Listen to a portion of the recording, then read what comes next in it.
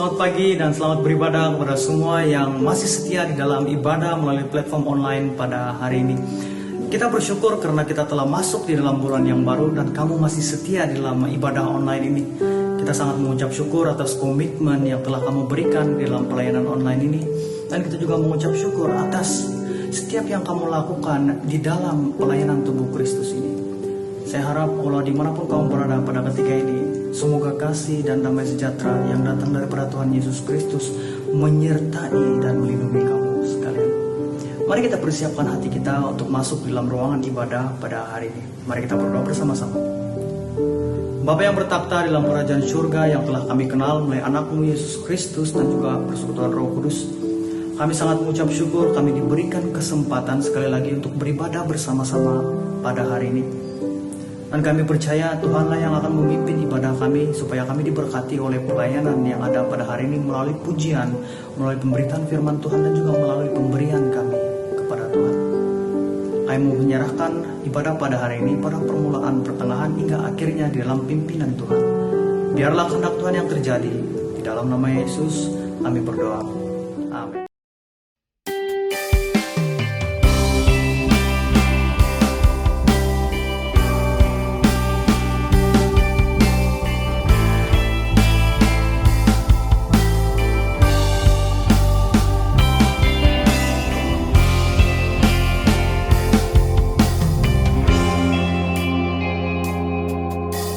Anugerahmu kepadaku tak pernah berubah, perbuatanmu terlukiskan di dalam hatiku. Tercengangku dibuatmu, ku kagum padamu. Tak ada hal di hidupku yang luput darimu. Kau indah, kau mulia, tiada sepertimu. Ku ingin hidupku menangkanmu. Kau terawal dan terakhir, pencipta segalanya. Seluruh bintang pun bersinar oleh ucapanmu. Dan kau pun mengasihiku, penulis hidupku. Tak henti segenap nafasku menyembahmu selalu. Ku puji, ku sembah, tiada sepertimu. Ku ingin hidupku menyenangkanmu. Segala puji, segala hormat, segenap hatiku menyembahmu. Terimalah segenap hidupku sebagai persembahan yang hidup.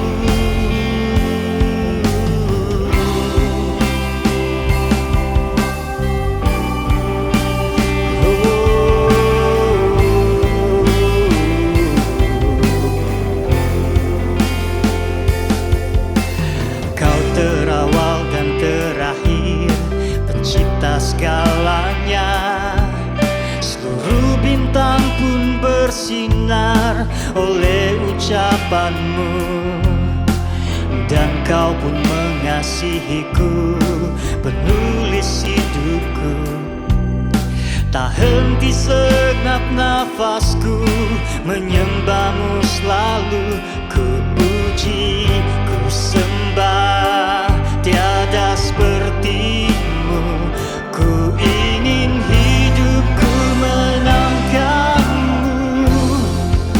Segala puji, segala hormat, segenap hatiku menyembahmu. Terimalah segenap hidup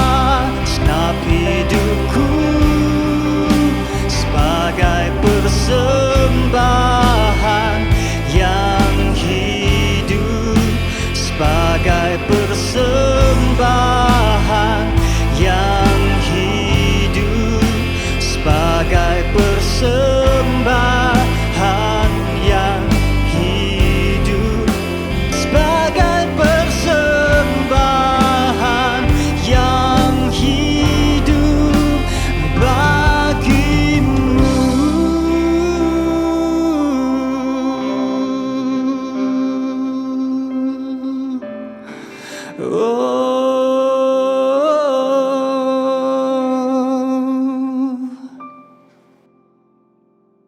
Mari kita sama-sama berdoa di dalam doa pengampunan. Mari kita berdoa.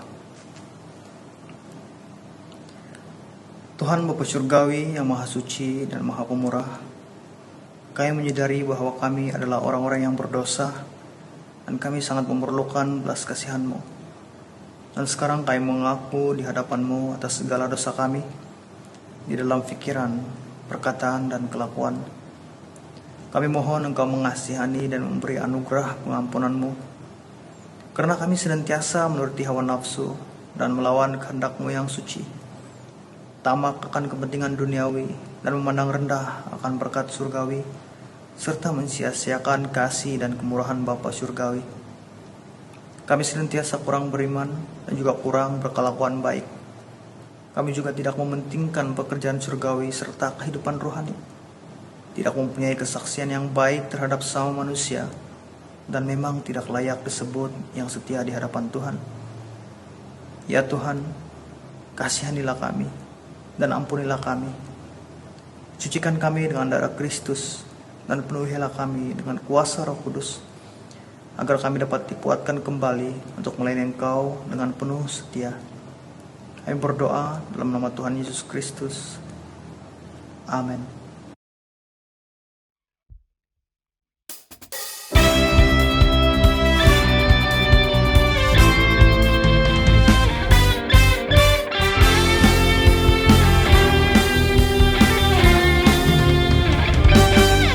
Kemuliaan dan hormat,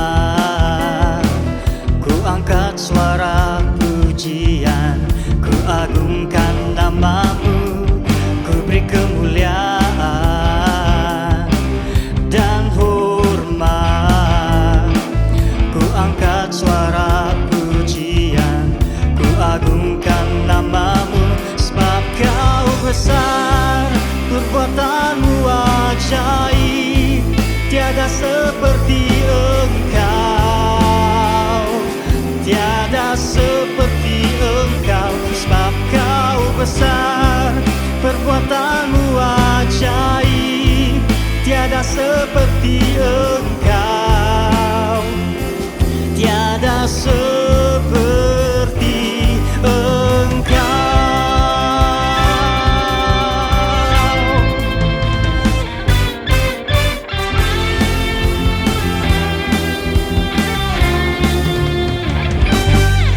Kemuliaan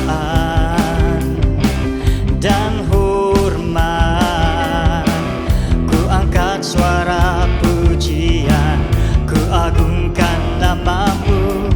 Ku beri kemuliaan dan hormat, ku angkat suara pujian, ku agungkan nama-Mu. Sebab Kau besar, perbuatanmu ajaib, tiada seperti Engkau, tiada seperti Engkau. Sebab Kau besar, perbuatanmu ajaib, tiada seperti Engkau, tiada seperti Engkau.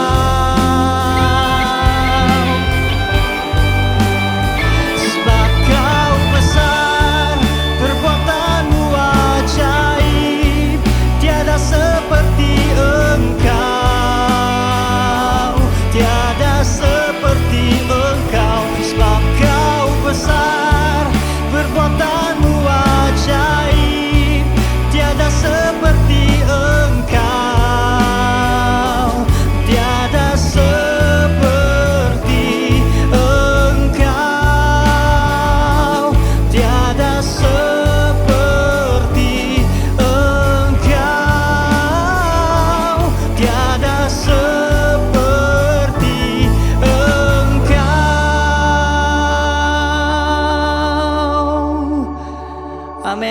tiada seperti Yesus.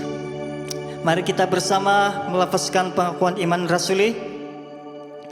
Aku percaya kepada Allah, Bapa yang Maha Kuasa, Pencipta langit dan bumi.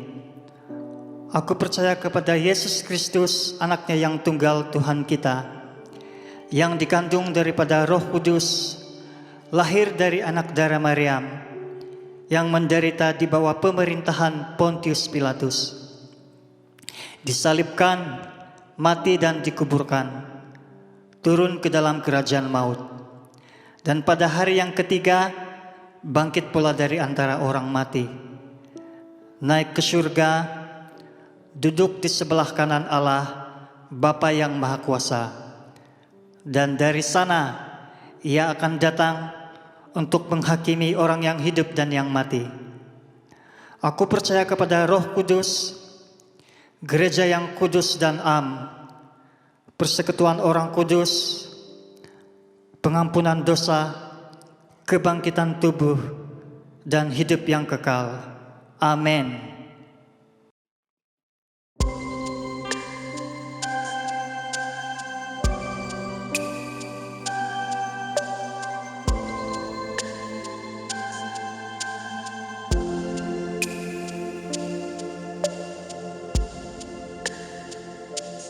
Ku mau berlari, namun ku tak mampu.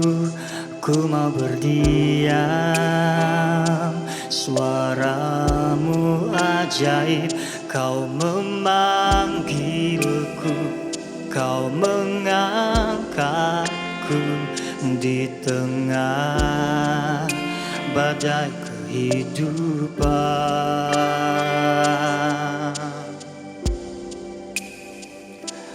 Ku mau berlari, namun ku tak mampu. Ku mau berdiam, suaramu ajaib. Kau memanggilku, kau mengangkatku di tengah badai kehidupan.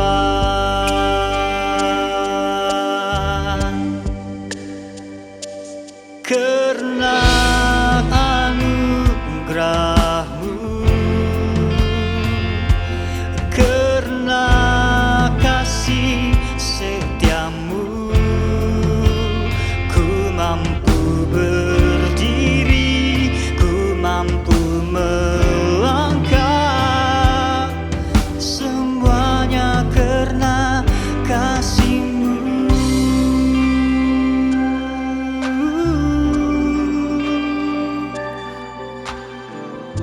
Kasih Yesus. Ku mau berlari, namun ku tak mampu. Ku mau berdiam, suaramu ajaib. Kau memanggilku, kau mengangkatku di tengah badai kehidupan. Karena anugerah-Mu, karena kasih setia-Mu, ku mampu berdiri.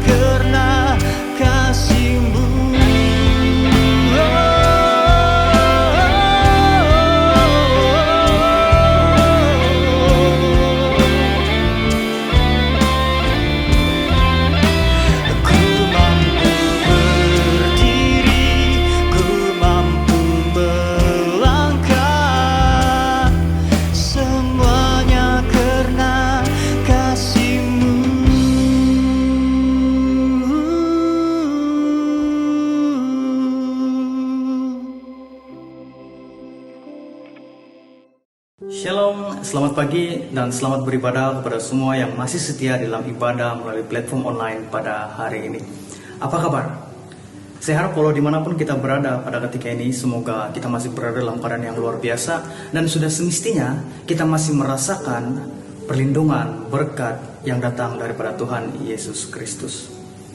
Kita bersyukur karena pada bulan yang lalu kita sudah belajar banyak mengenai apakah itu kebebasan di dalam konteks Alkitab. Nah, pada bulan ini kita ada tema bulanan yang baru, yaitu kedamaian. Dan khusus untuk hari ini kita akan belajar mengenai subtema Kristus mendamaikan manusia dengan Allah. Dan teks diambil daripada 2 Korintus pasal yang kelima ayat yang ke-16 sampailah ayat yang ke-21. Seperti biasa, saya akan bacakan teks ini dalam terjemahan bahasa Indonesia kepada kamu semua. Saya bacakan. Sebab itu, kami tidak lagi menilai seorang juga pun menurut ukuran manusia. Dan jika kami pernah menilai Kristus menurut ukuran manusia, sekarang kami tidak lagi menilai demikian. Jadi siapa yang ada dalam Kristus, ia adalah ciptaan baru. Yang lama sudah berlalu, sesungguhnya yang baru sudah datang. Dan semua ini dari Allah, yang dengan perantaraan Kristus telah mendamaikan kita dengan dirinya dan yang telah mempercayakan pelayanan pendamaian itu kepada kami. Sebab Allah mendamaikan dunia dengan dirinya oleh Kristus dan tidak memperhitungkan perlanggaran mereka. Ia telah mempercayakan berita pendamaian itu kepada kami. Jadi kami ini adalah utusan-utusan Kristus, seakan-akan Allah menasihati kamu dengan perantaraan kami. Dalam nama Kristus kami meminta kamu, berilah dirimu didamaikan dengan Allah. Dia yang tidak mengenal dosa telah dibuatnya menjadi dosa karena kita, supaya dalam Dia kita dibenarkan oleh Allah. Demikian pembacaan teks petikan pada hari ini. Mari kita persiapkan hati kita bersama-sama di dalam doa. Mari kita berdoa bersama-sama. Bapa yang bertahta di dalam kerajaan surga yang telah kami kenali melalui anakmu Yesus Kristus dan juga persekutuan Roh Kudus. Kami sangat mengucap syukur pada hari ini kami diberikan kesempatan sekali lagi dengan kesehatan yang ada, dengan berkat Tuhan yang menyertai kami sepanjang kehidupan kami untuk bersama-sama beribadah dan mendengar firman Tuhan pada hari ini. Kami mohon Tuhan yang memimpin kami dalam pendengaran dan pembelajaran firman Tuhan, supaya apa yang kami pelajari tidak sekadar menjadi pengetahuan semata-mata bagi kami, tapi boleh menjadi sesuatu yang menguatkan kami di dalam iman kami, dan menjadi sesuatu yang boleh menjadi bekalan di dalam kehidupan kami sebagai orang Kristen. Kami menyerahkan pembelajaran firman Tuhan dan pemberitaan firman Tuhan pada hari ini di dalam tangan Tuhan. Biarlah kehendak Tuhan yang terjadi setiap waktu dan setiap saat. Di dalam nama Yesus kami berdoa. Amin. Saudara dan saudari yang dikasihi Tuhan, memandangkan pada bulan ini kita akan bercakap mengenai kedamaian secara umumnya. Saya pikir adalah lebih baik jika saya meluangkan sedikit waktu untuk menjelaskan apakah itu kedamaian secara sederhana kepada kamu semua. Ini bertujuan untuk memberikan sedikit gambaran mengenai apakah itu konsep kedamaian yang ada di dalam dunia dan bagaimanakah damai itu beroperasi di dalam dunia ini sendiri. Persoalan yang pertama ialah apakah itu damai. Secara umumnya, damai bermaksud tanpa gangguan, waktu senang yang tidak ada pergaduhan dan perselisihan. Pada waktu yang sama boleh juga diartikan sebagai waktu tanpa perperangan. Namun saudara dan saudari yang sangat-sangat dikasihi Tuhan, kedamaian adalah sesuatu yang sering diperjuangkan di dalam dunia sejak dahulu lagi daripada berbagai pihak. Namun secara realistiknya, jika kita melihat contoh kedamaian yang ada di dalam dunia ini sendiri, sesuatu kedamaian kita boleh lihat tidak akan bertahan lama. Mengambil contoh seperti Pax Romana, yaitu waktu kedamaian di dalam Empire Roma yang bermula pada tahun 753 hingga tahun 509 sebelum Masehi, yaitu kira-kira 200 tahun lamanya. Ataupun Long Peace yang bermula pada tahun 1945 hingga 1991, di mana tidak ada perperangan-perperangan besar di dalam dunia seperti Perang Dunia Pertama dan Perang Dunia Kedua. Walaupun pada hakikatnya memang ada perang-perang berskala kecil di tempat-tempat yang lain. Kalau kita melihat daripada corak kedamaian yang sudah pernah berlaku di dalam dunia ini, kita sedikit sebanyak sudah boleh menggambarkan bahwa kedamaian yang dibina di dalam dunia, di atas dasar dunia ini, tidak akan kekal selamanya. Kedamaian sering digagalkan oleh banyak sebab. Kita mungkin damai dari segi peperangan yang merenggut banyak nyawa, namun tidak damai dari segi kesehatan dan juga jenayah-jenayah setempat yang berlaku di sekeliling kita. Ada sahaja yang akan mengganggu kedamaian kita. Kenapa? Persoalannya, kenapa kedamaian susah untuk bertahan lama di dalam dunia? Jika kita melihat di dalam konteks hubungan sama manusia, damai adalah sesuatu yang subjektif. Yang bermaksud konsep damai boleh berbeza mengikut individu dan kumpulan. Ada yang merasa damai jika mereka berjaya menghapuskan musuh mereka dan juga beberapa sebab-sebab yang lain. Ada juga yang merasa damai jika mereka merasakan tidak ada masalah dalam hidup mereka, tidak ada kekurangan di dalam hidup mereka. Itulah definisi damai yang berbeda-beda mengikut orang. Tetapi kalau kita melihat Alkitab menjelaskan kepada kita dengan sangat-sangat jelas akar segala ketidakdamaian, huru-hara yang berlaku dalam dunia ialah dosa. Karena dosa, manusia kehilangan kemuliaan Allah. Manusia dikutuk karena dosa. Manusia dihalau daripada Taman Eden karena dosa.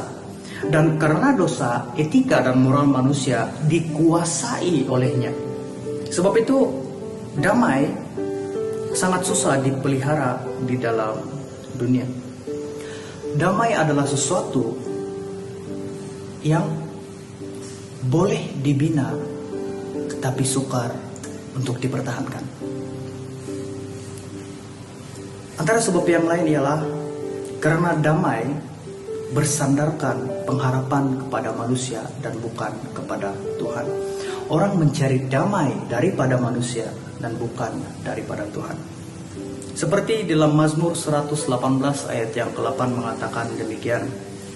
Lebih baik berlindung daripada Tuhan daripada percaya kepada manusia. Karena manusia ini sendiri tidak mampu menawarkan kedamaian yang kekal, yang sejati. Damai yang sejati dan kekal hanya ada dalam Tuhan penyelamat kita. Amin. Sedikit mengenai damai dan juga bagaimana damai itu di dalam dunia ini. Sesuai dengan apa yang dikatakan oleh Paulus dalam teks kita pada hari ini, pelayanan Paulus menegaskan bahwa mereka adalah orang-orang yang melakukan pelayanan pendamaian. Apakah maksudnya pelayanan pendamaian itu? Pelayanan pendamaian yang dimaksudkan oleh Paulus di sini ialah pelayanan yang diterima langsung daripada Tuhan untuk dikabarkan kepada dunia bahwa hubungan manusia dengan Allah yang telah dirosakkan oleh dosa kini diperdamaikan di dalam Yesus Kristus. Kita yang pada mulanya kehilangan kemuliaan Allah disebabkan oleh dosa, kini diperdamaikan di dalam Kristus. Inilah pelayanan pendamaian yang dikatakan oleh Rasul Paulus. Dan kita boleh baca di dalam ayat yang ke-18. Dan semua ini dari Allah dengan perantaraan Kristus telah mendamaikan kita dengan dirinya yang telah mempercayakan pelayanan pendamaian itu kepada kami, menurut Rasul Paulus. Jadi pelayanan pendamaian ini adalah daripada Allah, inisiatif daripada Allah, ditawarkan kepada manusia supaya manusia boleh berdamai kembali dengan Allah, memperbaiki kembali hubungan yang telah dirosakkan oleh dosa, dihancurkan oleh dosa. Inilah pelayanan pendamaian.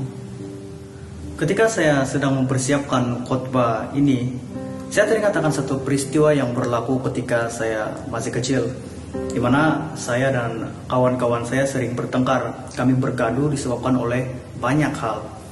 Kadang-kadang perkara-perkara yang membuat kami bergaduh hanyalah ketidakpuas hatian karena kalah dalam satu permainan.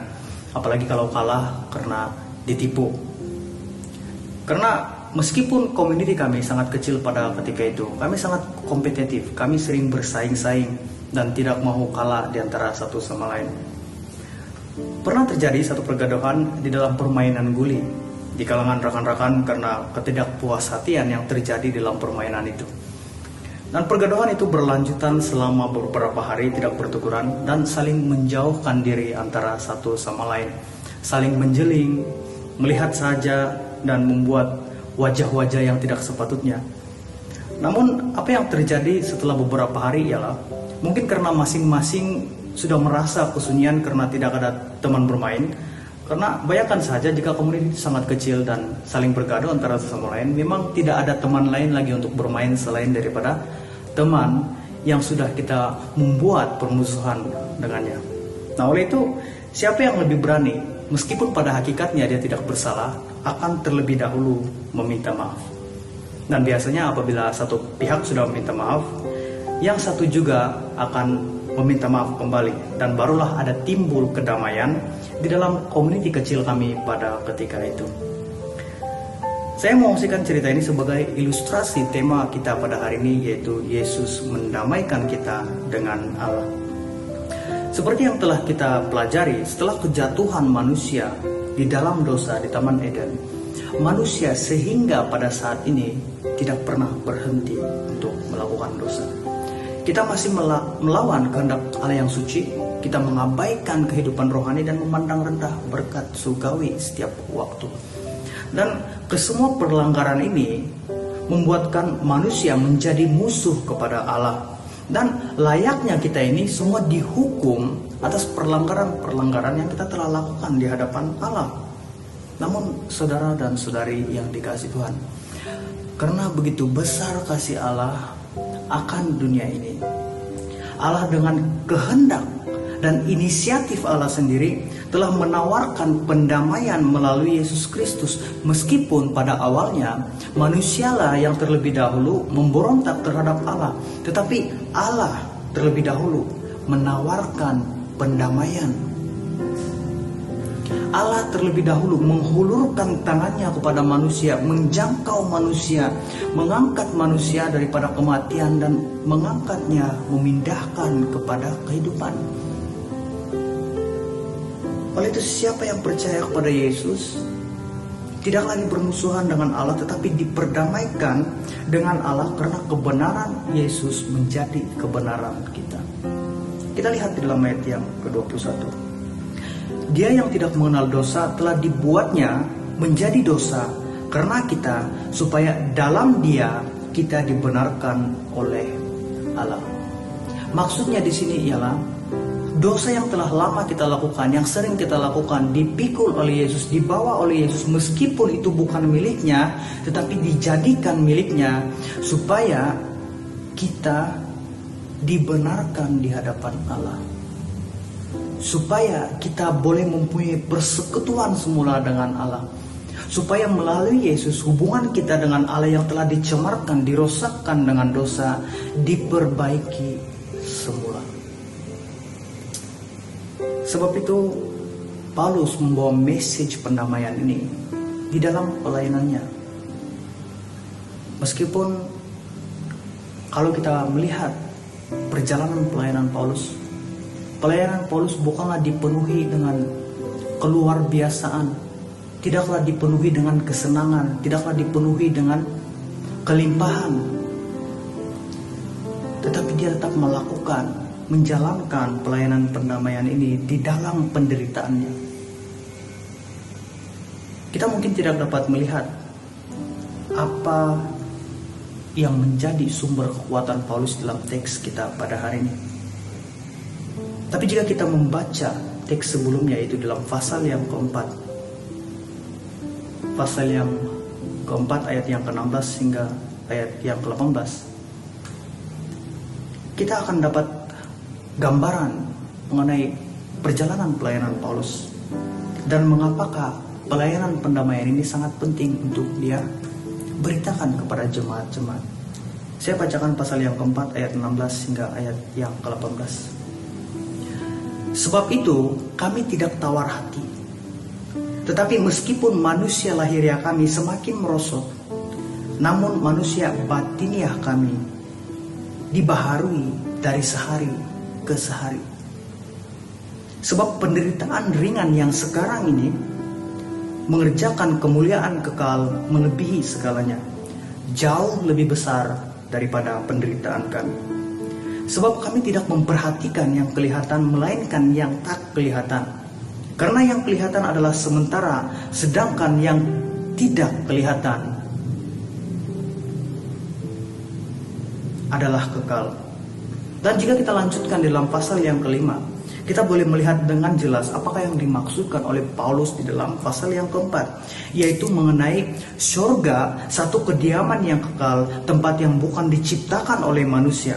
Di surga tidak ada tekanan dan bebanan serta penderitaan, karena Allah yang setia, Allah yang baik sudah mempersiapkan segala sesuatu kepada umatnya yang percaya dan setia kepadanya sebagai upah pekerjaan yang telah Dia lakukan di dalam dunia ini. Seperti yang saya katakan sebentar tadi, saudara dan saudari yang dikasihi Tuhan. Kedamaian di dalam dunia adalah sesuatu yang tidak konsisten dan tidak kekal. Karena dunia ini sendiri dikuasai oleh dosa.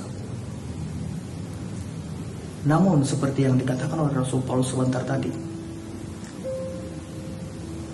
mereka memusatkan pikiran mereka kepada apa yang tidak kelihatan pada waktu ini. Mereka menempatkan pengharapan mereka, damai mereka bukan kepada dunia ini tetapi kepada Allah.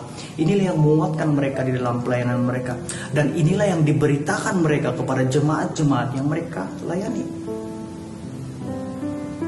Pendamaian di dalam dunia tidak konsisten dan tidak kekal, karena manusia dikuasai oleh dosa. Dunia dikuasai oleh dosa. Namun kedamaian yang datang daripada Kristus merupakan kedamaian yang kekal. Amin. Saudara dan saudari yang dikasihi Tuhan, apakah respon kita? Apakah aplikasi message yang telah kita pelajari pada hari ini? Seperti kata Paulus di dalam ayat yang ke-20, berilah dirimu didamaikan dengan Allah. Nah, persoalannya ialah bagaimana memberi diri ini untuk didamaikan dengan Allah. Yang pertama, kita telah mendengar Injil. Kita mengetahui kebenaran bahwa melalui Yesus kita didamaikan dengan Allah. Dan jika kita belum menerima Yesus sebagai penyelamat kita, bertobatlah dan terimalah Dia pada hari ini sebagai Tuhan dan penyelamat kamu. Dan berdoalah, mintalah kepada Tuhan untuk memimpin kamu di dalam persekutuan dengan Tuhan yang lebih baik. Nah, setelah menerima Yesus, perkara yang sangat sukar dilakukan ialah hidup seperti orang yang percaya. Maksudnya ialah kita tidak sekadar menjadi percaya kepada Yesus, memanfaatkan anugerah pengampunan Yesus, tetapi ada perubahan di dalam cara kita berpikir dan cara kita bertindak, cara kita berkata-kata yang boleh menunjukkan bahwa kamu adalah pengikut Kristus, yang boleh menjadi kesaksian yang baik kepada orang lain bahwa kamu adalah pengikut Kristus. Bukan hanya sekadar menjadi percaya dan berdiam. Karena iman tanpa perbuatan, iman tanpa perubahan adalah mati. Memang sangat mudah melaungkan kata-kata saya orang Kristen, namun susah untuk hidup seperti orang Kristen. Semua orang percaya mempunyai pergumulan ini. Namun janganlah membuatkan kesusahan ini ataupun pergumulan ini untuk berhenti melakukan yang terbaik bagi Tuhan. Tapi jadikanlah ini dorongan dan motivasi untuk terus bertumbuh di dalam Kristus. Inilah aplikasi bagi kita sebagai orang-orang yang telah menerima pelayanan pendamaian yang diinisiatifkan oleh Tuhan sendiri. Oleh itu, saudara dan saudari yang dikasihi Tuhan, saya harap melalui khotbah ini kita sudah mempelajari sesuatu yang baru dan kita dapat bertumbuh dalam iman kita dalam Yesus Kristus. Mari kita berdoa bersama-sama. Bapa yang bertakhta di dalam kerajaan surga, Kami sangat mengucap syukur karena pelayanan pendamaian telah sampai kepada kami, di mana kami mengetahui bahwa melalui Yesus Kristus, hubungan kami dengan Allah yang telah dirosakkan kini dipulihkan kembali. Dosa yang telah kami lakukan setiap hari dijadikan milik Yesus, dipikul oleh Yesus di dalam kematian dan bangkit dengan penuh kemenangan, dan kami yang percaya dibenarkan melalui pekerjaan Yesus. Tidak ada kata yang boleh menggambarkan betapa bersyukurnya kami karena kami telah diselamatkan oleh anugerah Tuhan. Tapi ajarilah kami Tuhan untuk meresponi dengan perubahan, pertobatan dalam tindakan kami, kata-kata kami, cara pikir kami. Dan ajarilah kami Tuhan untuk mengasihi Tuhan melalui mengasihi sesama. Dan biarlah kami boleh bertumbuh di dalam iman kami, matang di dalam Kristus hari demi hari. Ini permintaan kami Tuhan. Dan pada waktu yang sama, di dalam waktu-waktu sukar ini Tuhan, kami mau berdoa supaya Tuhan melindungi kami, menjaga kami, walau di mana saja kami berada pada ketika ini. Biarlah kekuatan yang datang daripada Tuhan terus menjadi sukacita bagi kami. Dan biarlah pengharapan daripada Tuhan terus menyinari kehidupan kami untuk berjalan maju ke hadapan. Dan setiap perincian kehidupan kami mau serahkan segalanya di dalam Yesus. Biarlah kehendak Tuhan yang terjadi. Dalam nama Yesus kami berdoa. Amin. Untuk pemberian uang persembahan dan ucapan syukur, jemaat boleh banking secara terus ke account Gereja PCI 96 seperti yang jemaat lihat di sebelah kiri saya, dan sila antar resit transaksi sebagai rujukan kepada bendahari PCI 96.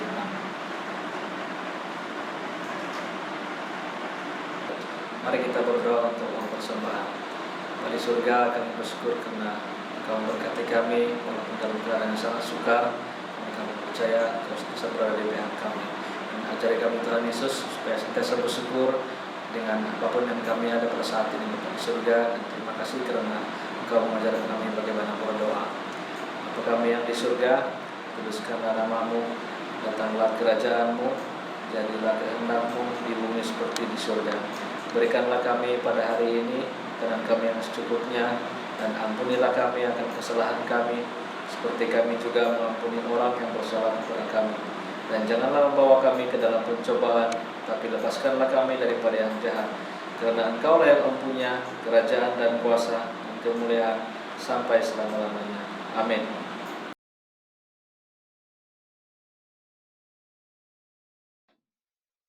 Marilah kita mengingati dan mentaati ajaran Tuhan Yesus tentang kasih.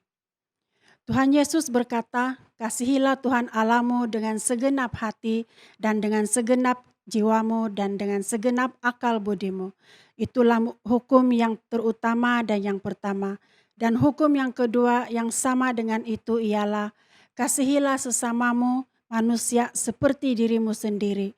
Pada kedua hukum inilah tergantung seluruh hukum Taurat dan kitab para nabi.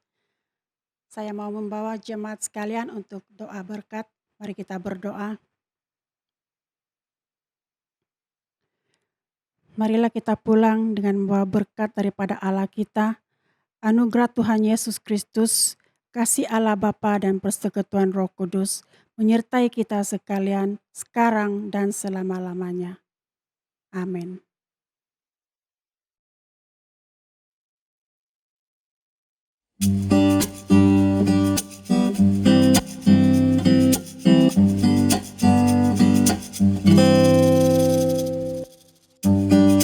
Bila ku pandang indahnya karyamu di dunia, ku terkagum akan kemahakuasaan yang esa. Bila ku tatap pelangimu di langit lukis indah, ingatkanku akan janji kasihmu dalam hidupku.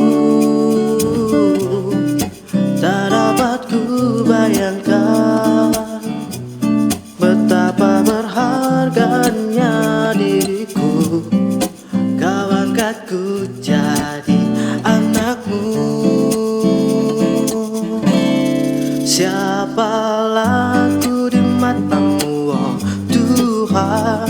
bandingkan dunia ini, oh Tuhan. Terlalu kecil diri ini, Kau pandang berharga dari segalanya. Apa yang dapat ku berikan kepadamu untuk membalas kebaikanmu, oh Tuhan. Seluruh hidupku persembahkan kepadamu, oh Tuhanku, karena Engkau mengasihi diriku.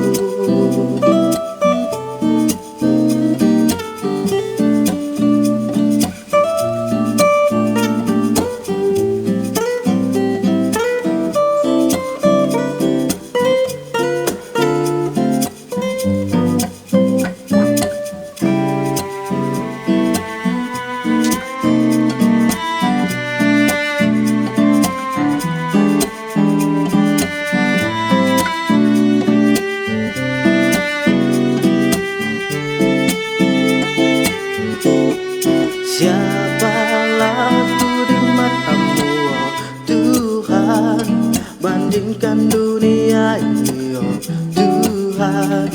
Terlalu kecil diri ini, Kau pandang berharga dari segalanya.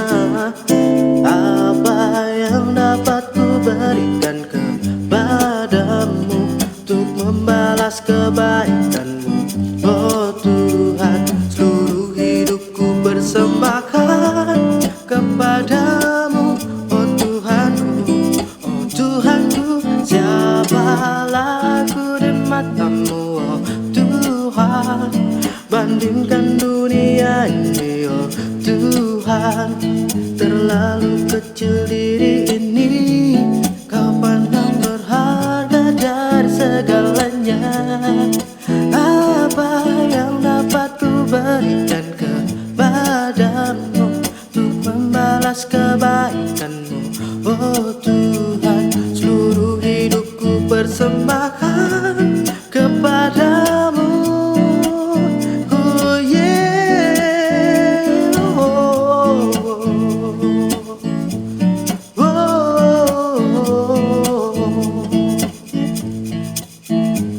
Seluruh hidupku persembahkan kepadamu, oh Tuhanku, karena Engkau mengasihi diriku.